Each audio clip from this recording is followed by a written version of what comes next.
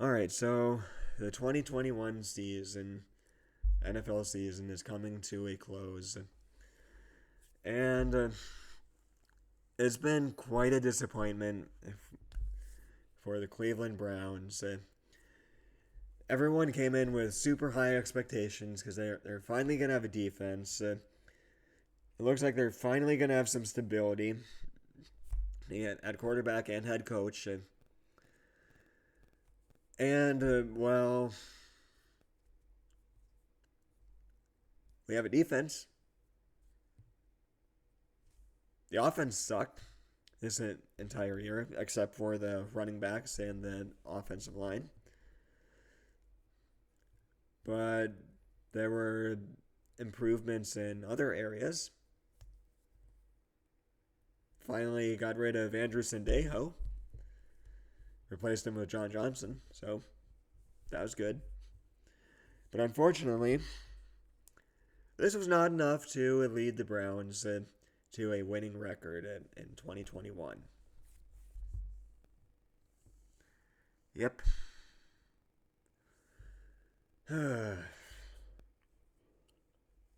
You know what? I'm hearing a lot of people say that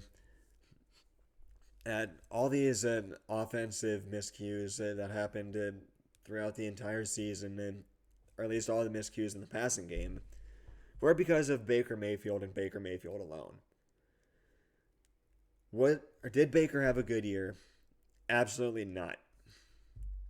No way.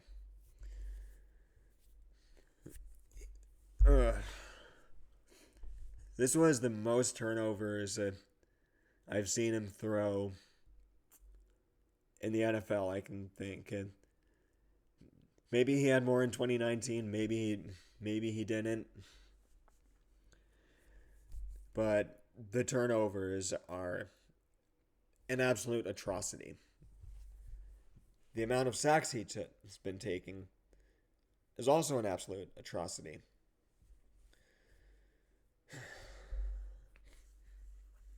I'm hearing a lot of people say that the Browns need to move on from Baker Mayfield.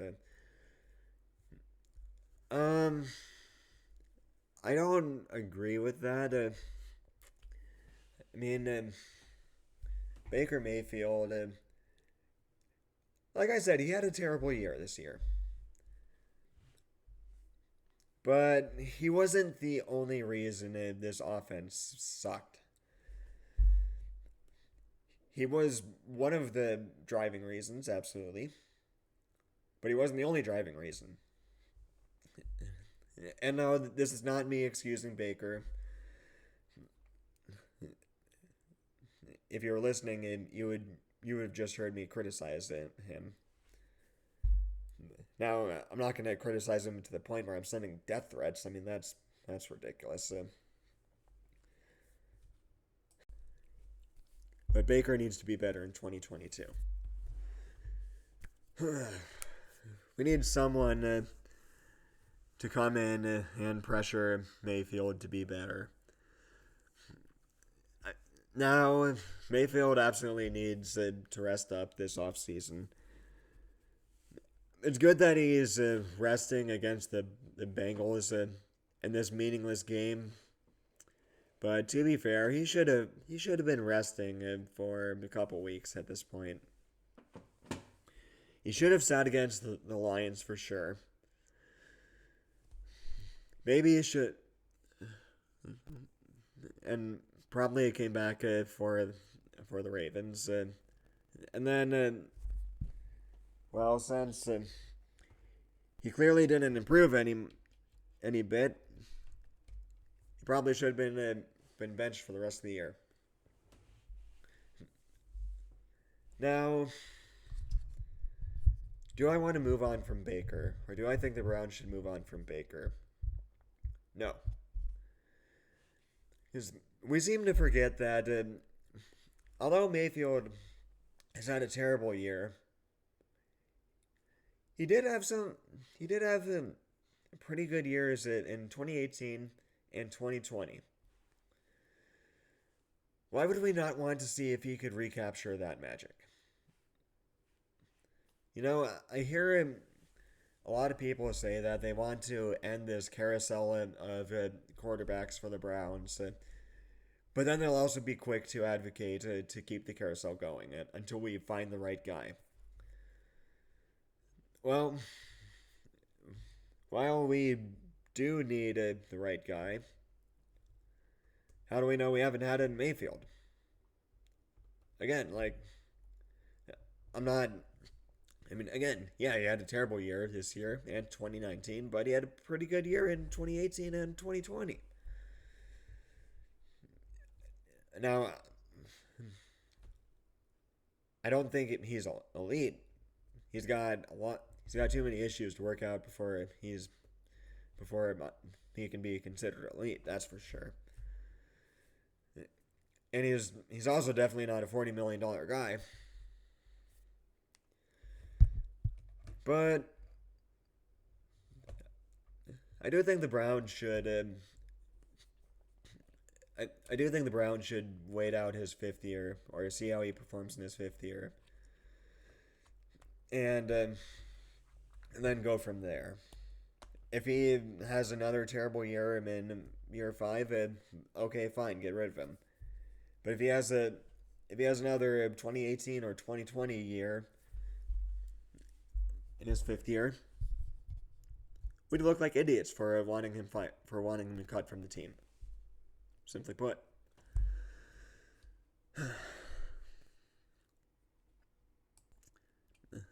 Now, a lot of people are quick to say that Mayfield is the sole reason why this offense or why this passing game has struggled in 2021. I don't think that's the case. Well, actually, that's clearly not the case. I have seen countless passes, catchable passes, mind you, that have hit the receivers in both hands and they dropped it.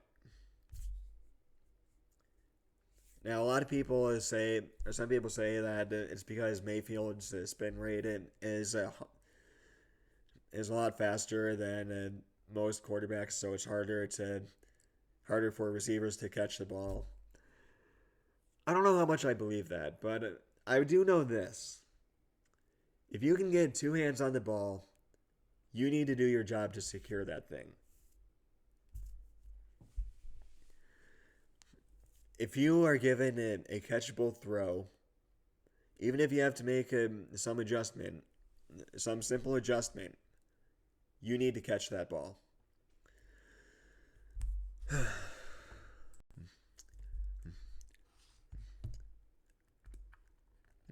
For those of you who do not know, I'm a baseball player. I play first base, and it's my duty to scoop balls out of the dirt when I'm given a throw in the dirt that I can make a play on.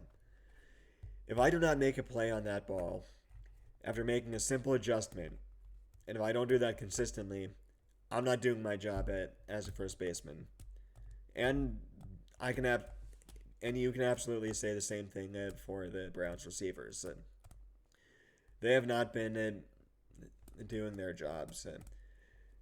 Mayfield's been terrible throwing the ball, but the receivers have not given him any help at all.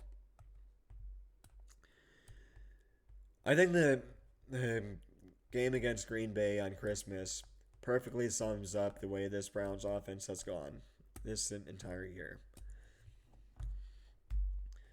The running game was fantastic. The offensive line, great. But Mayfield threw, 4 interceptions in that game. And his best throw all night was a deep pass to Donovan Peoples-Jones. And it went right through his hands. Again, people say this is all Mayfield, but Hooper hasn't done his job, and he's way overpaid. Landry needs to perform better, and Peoples-Jones needs to develop, and along with Anthony Schwartz.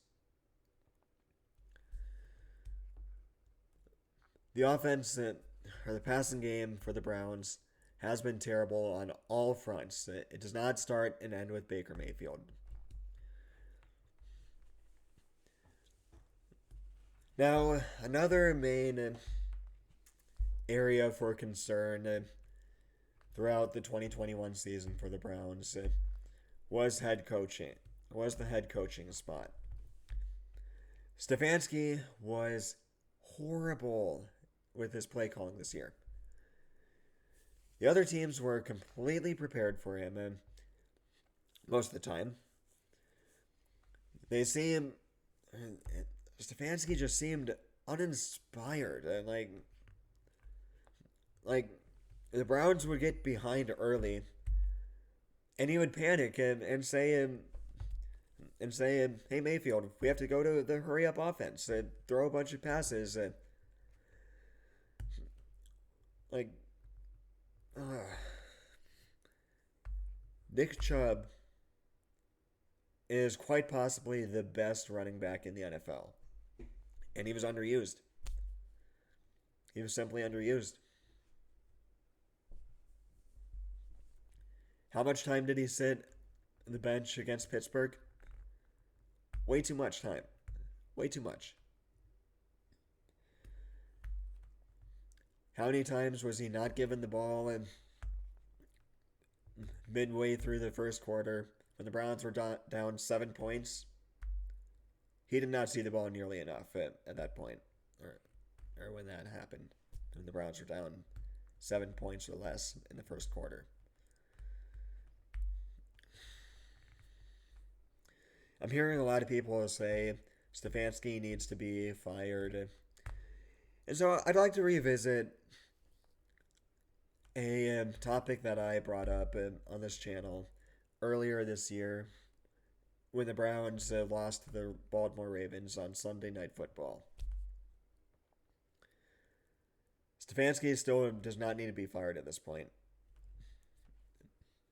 It's his second year as head coach in the NFL. He has 18 wins over those 2 years. The season's not even been over yet. And he's had 18 wins over 2 years. And people want him fired. I seem to remember a recent time, where the Browns could get 18 wins throughout 5 seasons combined, approximately. And people want Stefanski gone after year 2, where he has 7 wins. And the last game of the season has not even been played yet. I'm also hearing a lot of people calling for the Browns to end the carousel of coaches, but then advocating to continue the carousel of coaches. It just doesn't make sense to me. Makes about as much sense to me as sending death threats to a football player.